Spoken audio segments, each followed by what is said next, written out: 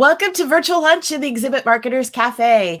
We are back. It's kind of interesting now that we're doing the every other week. It seems like the time still goes really fast in between. I don't know about for you, but for me, it still seems like we're quickly passing these 2 weeks in between. So anyway, welcome back.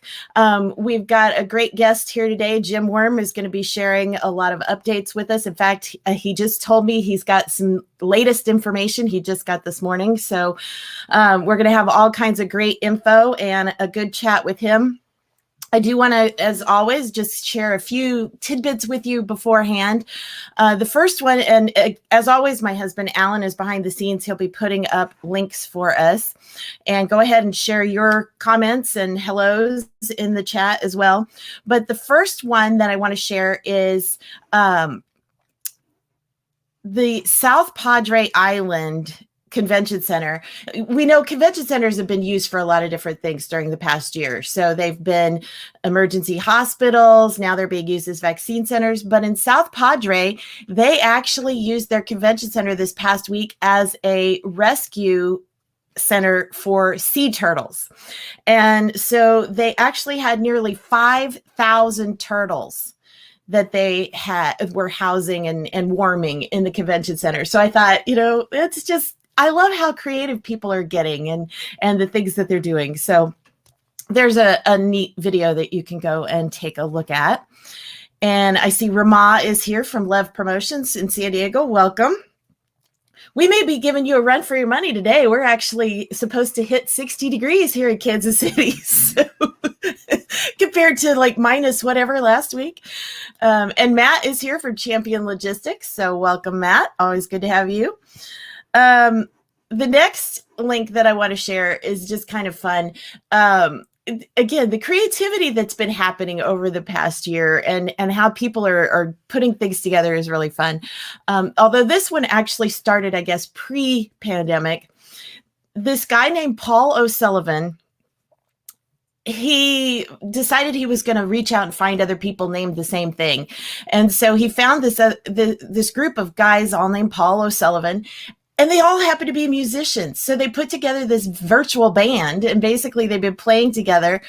But so during all this time of pandemic, since they were quarantined, they spent extra time. They actually wrote some music. And so they've actually recorded an album together. These 4 Pauls, I think 2 are British and 2 are American. But anyway, it's a cute little video. So you may want to go check that out. But anyway, I see Wendy is here from Genesis. I was really hoping Chuck would be with us today since he's a musician. I thought he'd really get a kick out of the Paul O'Sullivan band. So, Ramaz says close, but no cigar. It's going to be 78. Well, hey, I'll take 60 over minus 16 any day. John Zipe is here. Hi, spring is coming. Yes. It actually feels kind of like it's here now, but I know we shouldn't get too excited just yet. There's probably still a few more snowflakes that will fall or cold weather anyway, but we're hoping nothing like last week. I don't know where you are and what it was, and God bless you if you were in Texas. I know it's still really bad down there, the situation, but yeah, they said here in Kansas City, we were 323 hours below zero. So I don't want that again. Oh, John is with Holt Environments. Yep. Glad you reminded me, John, because I had forgotten who it was you were working for now. So thanks for that. All right. And then, of course, being in the trade show world, we all know and either love or hate Las Vegas, but we're all familiar with the neon of Las Vegas. And maybe you've been to the neon museum or whatever they call it, the neon graveyard. I haven't. I would like to go, but I came across this clever article that goes through the history of neon in Las Vegas. And it turns out, and I can't remember what it all stands for, but it's YESCO. And it's, of course, an abbreviation for something, but it's a company from Salt Lake City that's been doing neon for Vegas since 1932.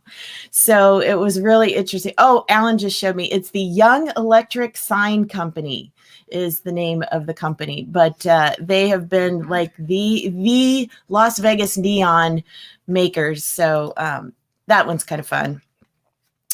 All right. Also wanted to remind everybody about the workshop that I put together called The Road Ahead.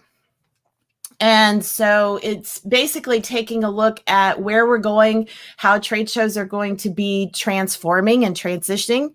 Also have something else coming up later this spring that I will share with you soon.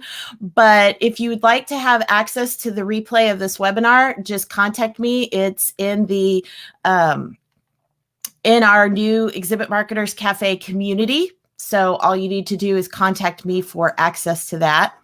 And I can get you a link so you can, or get you an invitation so you can get into that. Okay, so one other link that I want to share is talking about Las Vegas and Nevada. Nevada has now announced their reopening timeline, and we're going to talk when Jim comes on. We're going to talk more about a lot of the reopenings, but Nevada has a reopening timeline, and Alan has that link for us here. This was in meetings today. Oh, wrong one. I just saw Vegas and I clicked on it. They now are taking proposals for large gatherings again. And they are going to transition the decision for capacity to local authorities starting May 1st. So they are slowly ramping up. We don't know exactly what that's going to look like. We know that Las Vegas is going to want to get things open again as soon as they possibly can. But what that looks like, what that means as far as numbers, I don't know. Maybe Jim has some further insights he can share with us today. But anyway, so there's that article.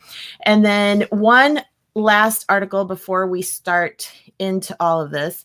TSNN had an article with 10 predictions for 2021. And of course, hybrid is going to be a key component because, obviously, even though once things start opening up again, it's not going to be quite like it was back in 2019, the good old days.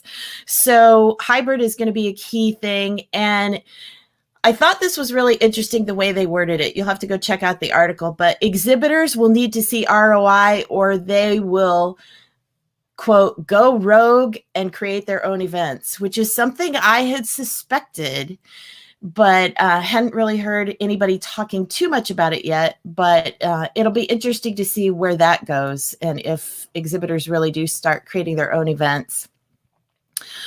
All right, so I think that is it. We've got some other links, but I will share those as we go through our discussion. So I'm going to go ahead and bring Jim on camera. And so probably if you've been around the industry for any length of time, you probably are familiar with Jim Worm. You've probably heard him speak. You probably have met him at an event. But in case you don't know Jim, he's had over 35 plus years of trade show marketing and management experience. He's worked on both the show management and the exhibit services side of the business. He's launched and organized trade shows throughout the US and in Europe. And he created and managed some of his own shows. And now he actually utilizes his unique trade show experiences for development and management of the Exhibitor Appointed Contractor Association, or EACA, a trade show industry association dedicated to raising the level of service excellence on the show floor. So Jim, welcome to Virtual Lunch, and we are very eager to hear your insights of what's going on and how the industry is reopening. Well, thank you, Marlis. Appreciate being here and enjoy an opportunity to chat about our industry. Obviously, we've all been doing that a lot since last March, chatting about what's going to happen and when. I don't think any of us would have predicted that February at this point we would still be wondering when things are going to start to reopen again. And that's obviously been a huge hardship for so many in our industry. Well, and it has been, and I actually, let me switch over here. I came across this infographic from EDPA. And so basically 90% loss of full-time employees. And so it's just been, the average of only 10% of the previous staff is still at a lot of these companies. 6.6 million trade show and exhibition workers remain unemployed. Over 9,000 B2B events were canceled, and 80% of those are small businesses. So it's, the impact has just been incredible. And the one thing that I keep forgetting, because I'm so entrenched in this industry, is people outside our industry really don't have any idea, because the overall unemployment has gone way back down. And so I know, like, a lot of my friends can't understand why, we're still, things aren't back to normal, because for them, their only thing is they just want to get out of the house. So talk a little bit more about, I know some of the shows are starting to reopen. I know Surf Expo held last month in Orlando. I know there's been a number of things held in Orlando. What are some of the other shows that you've heard about that are starting to come back? What are some of the rumblings, I guess, you're hearing about when shows will be up and going again? Yeah, let me start first, though, with the other point that you were making about the fact that our industry has been so hard hit, and outside of those of us that do what we do, there's very little understanding of what goes on in the events industry. And recently I was talking to some of our colleagues in the industry that have been working over the last year trying to get the attention of the federal government related to those numbers that you just shared. Obviously there's a heightened awareness from the very beginning how the pandemic hurt and impacted airline industry and the hotel industry and the restaurant industry, and how they're suffering, and very little understanding at all of how our industry is the engine for all those other three. Our industry is 5 times the size of the automotive industry. And when the automotive industry, back in the recession, was hard hit, Congress quickly reacted for a bailout program for those folks. True. And save the industry. So it's one of those things that I think first on the list about the reopening process is not only when events are going to come back, but what's going to be left standing after this is done. And that's what the work of all those other efforts, like the Go Live Together and the Live Events Coalition and all that, it's just been trying to gain the attention of those that can provide some relief in our federal government for folks that have been out of work really for a year. And if it would be all right, I'd like to start with, the more recent development there is the Exhibitions and Conferences Alliance, which is sort of an outgrowth of what was known as the Go Live Together effort.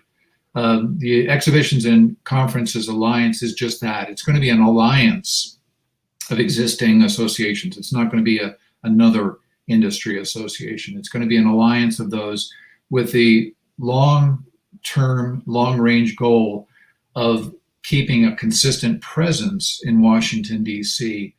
Among our federal representatives, such that they understand better what our industry is about. And maybe some of the languaging that we've been using in the past hasn't served us well.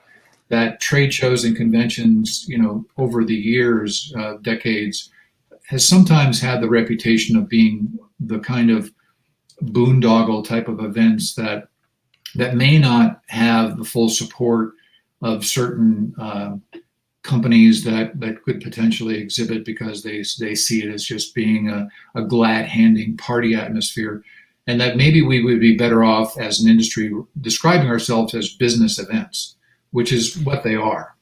True. Events that generate business, that fuel the economy, that drive marketplaces and markets. I think that's something that we'll have to take a look at. But the main goals of the Exhibitions and Conferences Alliance is to maintain a consistent presence there. And part of that first thing that they've done is to hire a VP of Government Affairs, a full-time person who will be working with other players in the marketplace, because lots of associations also have lobbyists in Washington, D.C. So this individual, who his name is Tommy Goodwin, who's come on as of last Tuesday, will be working with those other lobbyists to provide more focus to the effort to gain the kind of relief that our industry needs. And the other main goal that they're going to have is to generate individuals who will be in the local levels, the local markets, Las Vegas and Orlando and Dallas and New York and Chicago, to be local ground level working groups. Because obviously, as you noted, many of the decisions about which venues open and when have been based on a number of different factors. Usually it's based on the state level officials, the elected officials and the health officials in determining what they feel is an appropriate way to approach things. And as I was just on a phone call with the chief operating officer of ASM Global that manages more than 89 different venues across the country, that's the first filter that they have to navigate through, which is the local politics of the state. And beyond that, then it becomes an issue of, what are the other factors that impact an event. Obviously, the regional local events have a better chance of coming back first because of the travel aspects of being able to get there easily without necessarily having to flying across country, or certainly not flying internationally, which is not wide open at this point. And then the other factor that we note, because we service numbers of trade shows, is their makeup in terms of their ownership. If it's an independent for-profit show organizer, they seem to be a little bit more ambitious than some of the association clients shows. Yes. Because they tend to be a little bit more conservatively oriented and have a longer decision-making process than sometimes the independent organizers do. Well, and that's true. And it is interesting to see that there have been certain, we have a couple of links that I want to have Alan share with us real quick. We've got one that's a TSNN article about the ECA. And so he's going to share that. And then the other one is, I came across one from, let's see, who did it? I don't have that in my notes, but it was an article that somebody had put together with a list of all the major convention centers and are they open? Are they not open? When are they opening? I'm not sure. I don't remember if it actually said when, like that it would be that particular article would be updated as they go along, but I would hope that I bookmarked it anyway. So I'm hoping that it's something that they'll keep updated, but it is interesting. It was kind of surprising as I went through that list of convention centers that some of the show or some of the cities that I wouldn't have expected are actually starting to open up again. And then of course, like some of the big ones, Chicago being one of the biggest, has absolutely no idea when they're going to be open again. So, do you have you heard anything else as far as, what, from especially from your contact at ASM, what are they expecting as far as some of these cities that are still pushing back? I know because a lot of show organizers, they're trying to figure out for second half of the year, do they go, do they not go? So what is kind of the interpretation you're getting there? Well, I guess from a combination of factors, obviously first factor being the availability of the venue. Right. And it varies depending on location. Obviously Orlando has been pretty wide open. Texas has been fairly wide open. Those kinds of facilities have easier pathways to events. Cities like Chicago, not as obviously on the sort of the other end of the spectrum from that. So that's the first aspect of the reopening process. But the other is going to be, the time frame it takes for organizers to pull events together, because they don't happen in a vacuum. They don't happen overnight. And that's the challenge. And I had a conversation with a number of organizers last week about that very topic. Having organized events myself, I know what the typical time frame involved in putting together a reasonable event is. But having said that, I mean, two examples of events that we work with. One is NAFM, National Association of Food Equipment Managers, taking place typically scheduled February every other year. They had some great foresight because as of last May, they moved their dates from February this year to the end of August, which certainly gives them more breathing room. And my contact there said that at this point, they're 50% booked in terms of exhibitor participation, which they're pretty pleased with. Yeah.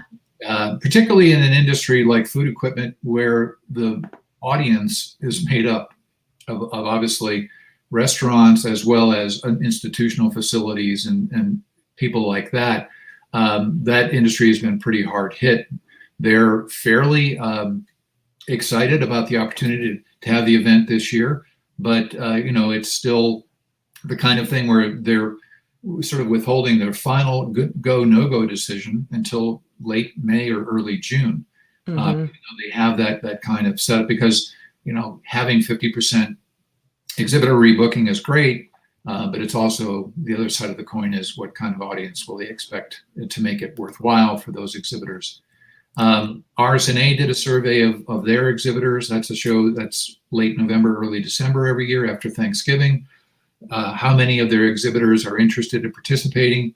81% said that they're looking forward to coming. So only 19% said that they didn't think they could make it this year. So that's really interesting because that's a much higher percentage than what I've been hearing from a lot of other shows. So but it's also really late in the year. And that's another thing that's going to be an issue is because, like you said, a lot of the February, March, April shows are pushing back to August, September. So it's going to start to get to be a crunch time because there's not going to be enough venues to go around for a lot of these events to happen. So I think second half of the year is going to be quite interesting on a lot of levels. Yeah, I want to very busy. In fact, we've already noticed that our calendar is usually pretty tame in August and September. This year on potential events, it's very crowded. Yeah, I bet. Well, I want to shift gears a little bit and just talk about the logistics of how this is all going to happen. I mean, because obviously we talked about there's still a huge number of people in the industry that are still either on furlough or, let's face it. I know from talking to a lot of my friends, a lot of them have just left the industry because they had to go get a job elsewhere. So how are we going to ramp back up with the workforce? I mean, have you heard anything as far as what companies are doing to try to get prepared or how they're going to bring people back on board? Yeah, at least from the standpoint that I can speak to of our members, those that are in the capacity of an exhibitor appointed contractor, whether it be a company that provides labor services or AV, specialty furnishing, specialty carpet, those kinds of things.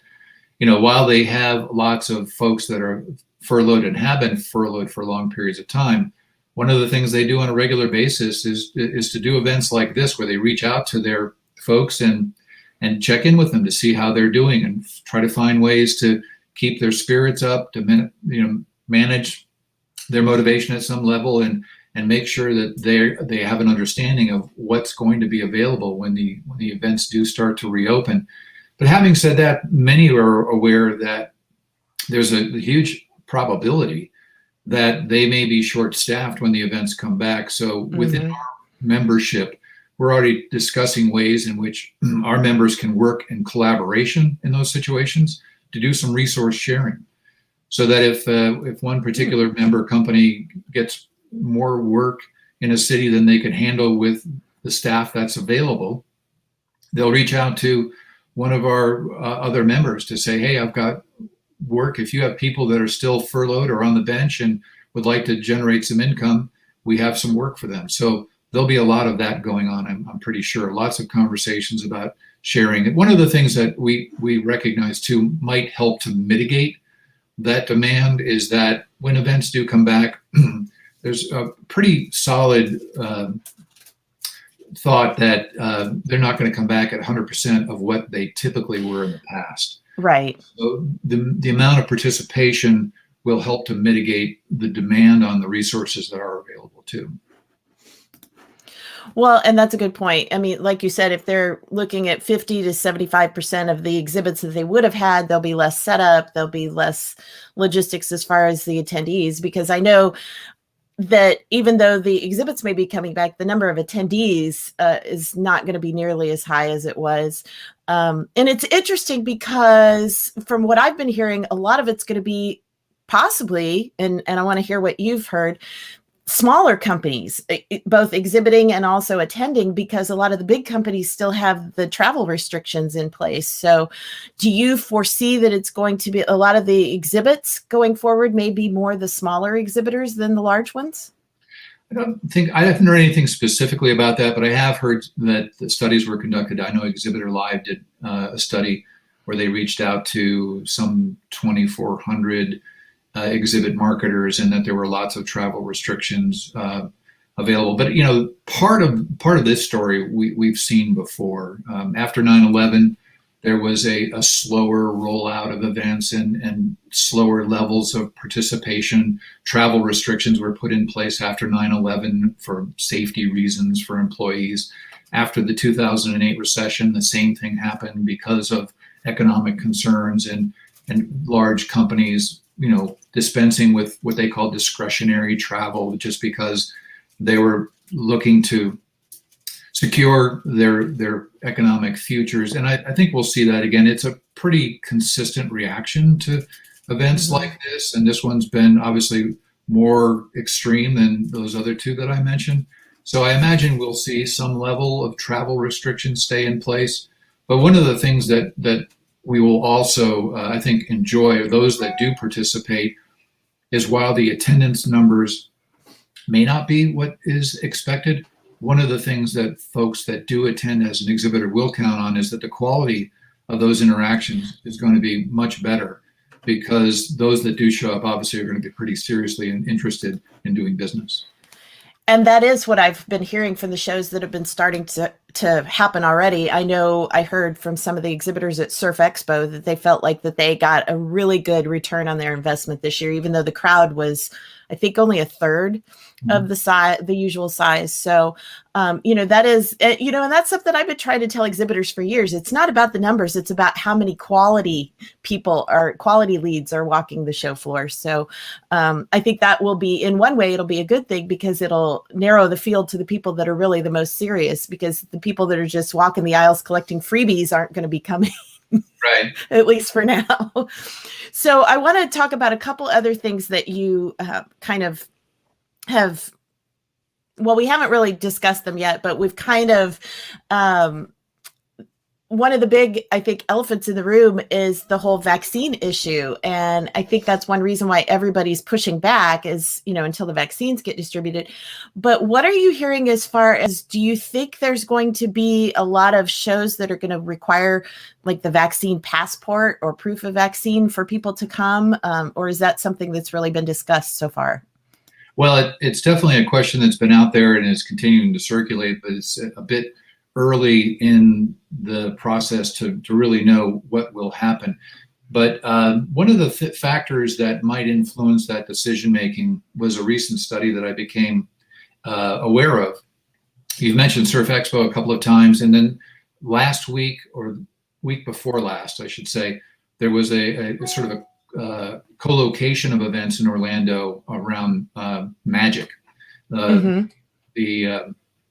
magic industry, or the garment industry's co-location, which included organizers from Informa and Tarsus and Reed.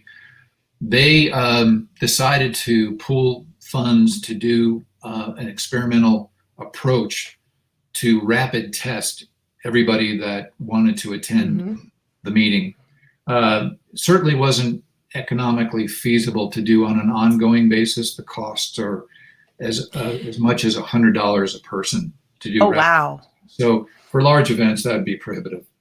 The other thing was that it took up a lot of space. An entire hall was dedicated to the testing process. The rapid tests take about 15 minutes. But the interesting outcome in Orlando was that they looked at the results of Surf Expo, which didn't have any kind of rapid testing protocol, but did have obviously all the GBack safety protocols in place, mask wearing, distancing, all those kinds of things. And then the magic test with rapid testing and the GBack, the results in terms of any kind of cases that appeared, which was less than 0.5%, were the same for both shows. Interesting. So, rapid testing didn't improve the level of safety. One would tend to infer that having had the vaccine probably would be about the same. So, my personal feeling since this all began is that if there was a national requirement that people masked when they went into public places, that we probably could have had events come back way sooner. But since there wasn't any kind of a national agreement, and it's been a state by state, location by location determination, that's why we are where we are today. But as far as whether there'll be vaccines required, evidence of negative testing required, I think that as long as people follow the GBack safety protocols, hopefully that information becomes more widely known and widely agreed to, because I think that's going to be the way that we'll be doing events once we do start to open up again. And have you heard I know most of the major centers have already got their GBack certification. Have you heard nationwide how many convention centers are already GBack? I don't have that specific detail in terms of those numbers, but I know that the major facilities have all done that because there are just so many factors involved. And that's going to be the real issue, right? In terms of how we reopen, is how and when we communicate that it's safe for us to do it.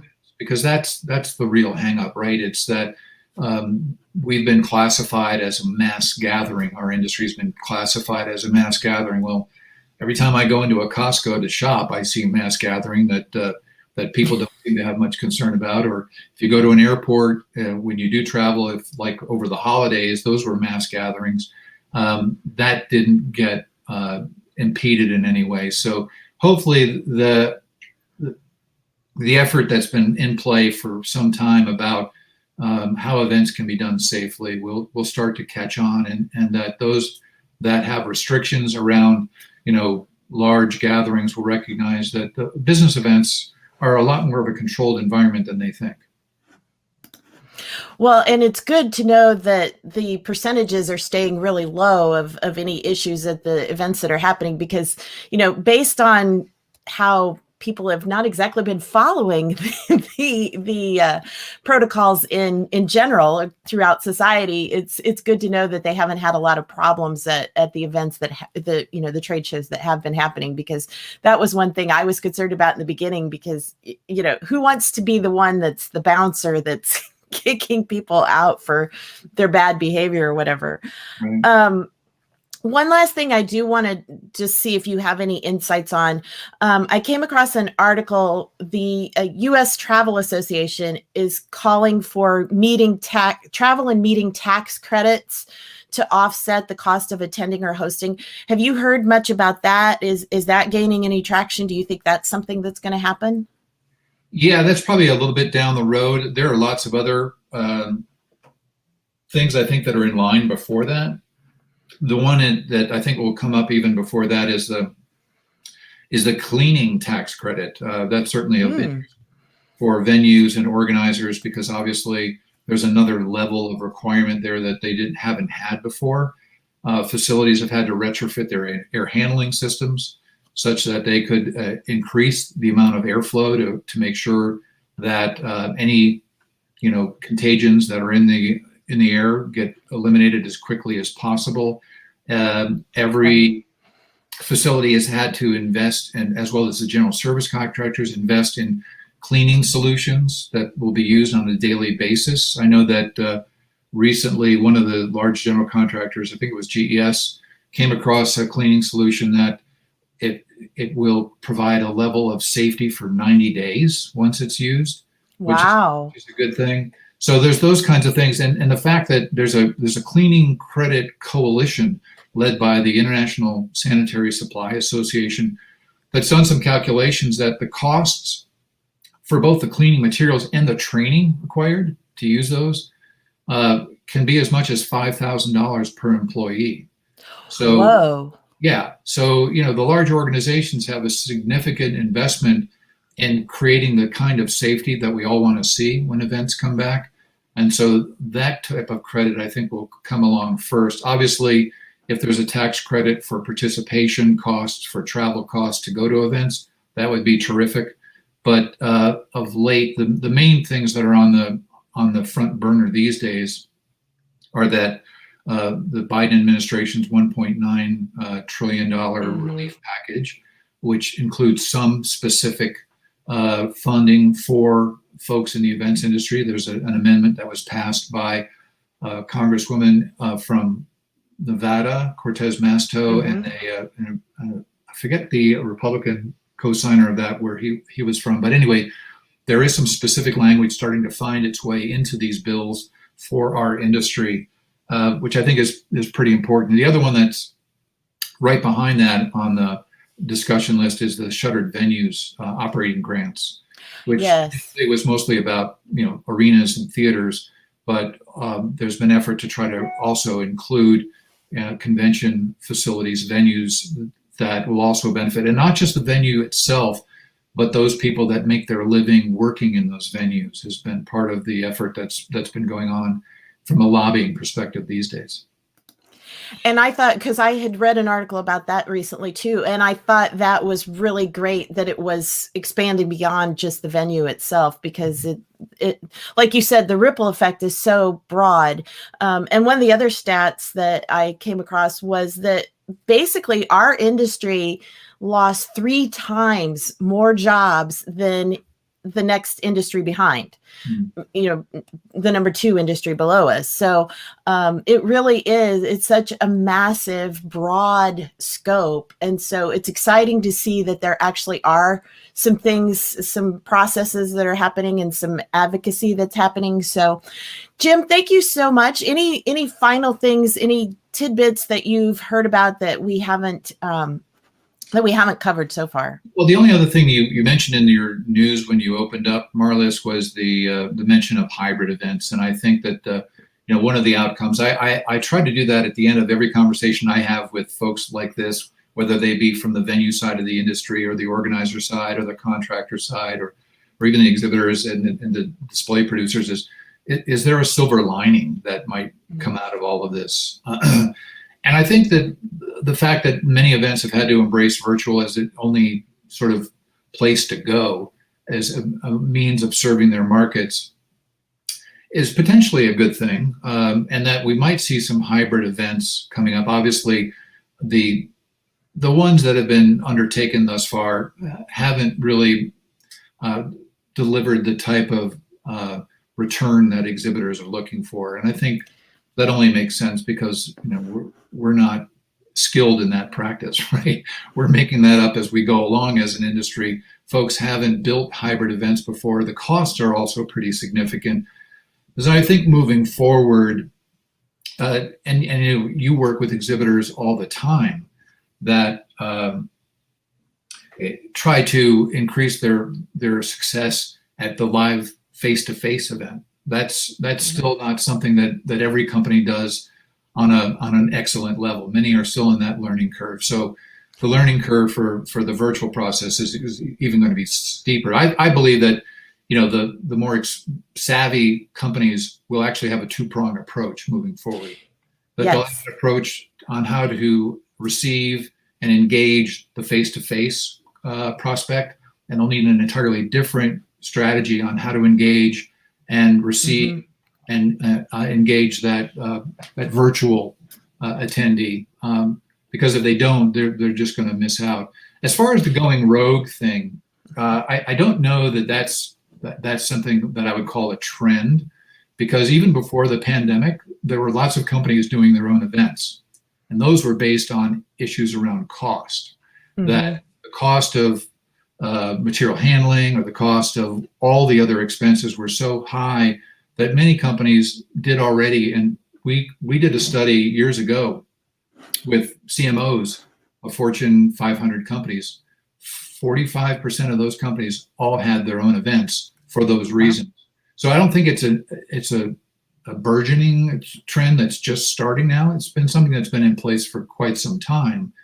And yeah, if there isn't a good solution offered up for a live event engagement or a virtual engagement that's fulfilling and fruitful and delivers value, yeah, then more companies might do it. But there's already a pretty good trend going on for that very thing. Well, and I think the comment that Rama had said about if they don't see better engagement on the virtual side, they're going to do something else, because it's just, and that's one thing I have seen, sadly, is so few shows did a good job of transitioning to virtual on the exhibitor side. And that's probably a topic for a whole other day, and actually a whole other project I'm working on. But, that is the thing, like you said, as we move to hybrid, it's going to, the exhibitors are going to need to see the value on both sides, the face-to-face and on the virtual side. And I think the shows that figure it out and do a good job of keeping their exhibitors happy on both sides, they're going to have a much stronger future than the shows that, let's face it, some of them have flat out not tried this past year. I mean, one of those factors that I have heard about in terms of the embracing virtual is that numbers of venues are considering adding broadcast studios to their facility. Mm-hmm. But like I said, those that haven't tried, I imagine there are many that have considered virtual, but the upfront costs are so significant that it's hard for numbers of them to justify the expense. Well, and you mentioned the broadcast studios. I know that there's been several convention centers that have already put in place virtual studios, and they're already starting to use them during this time until they can start getting the physical shows back. But yeah, it's going to be interesting to see how things come together. And I'm predicting that there's going to be shows that are going to be merging together to try to put on their events, and so lots of different things. But anyway, as I said before, that I've got another project in the works I'll be sharing soon, so everybody hang on. But Jim, thank you so much. It's always great to talk to you, because you have your ear to the ground and you know exactly what's going on in the industry, and I really appreciate that. And thanks to everybody who joined us today for this very special kind of state of the industry report. And we will be back for virtual lunch in 2 weeks. We have another great guest then. And then we'll also be coming up later in March, we'll be doing a virtual networking event for our virtual lunch team or audience. So anyway, so stay tuned for details on that. But again, thank you, Jim. Thanks to everybody. And we will see you at our next virtual lunch in 2 weeks. Bye.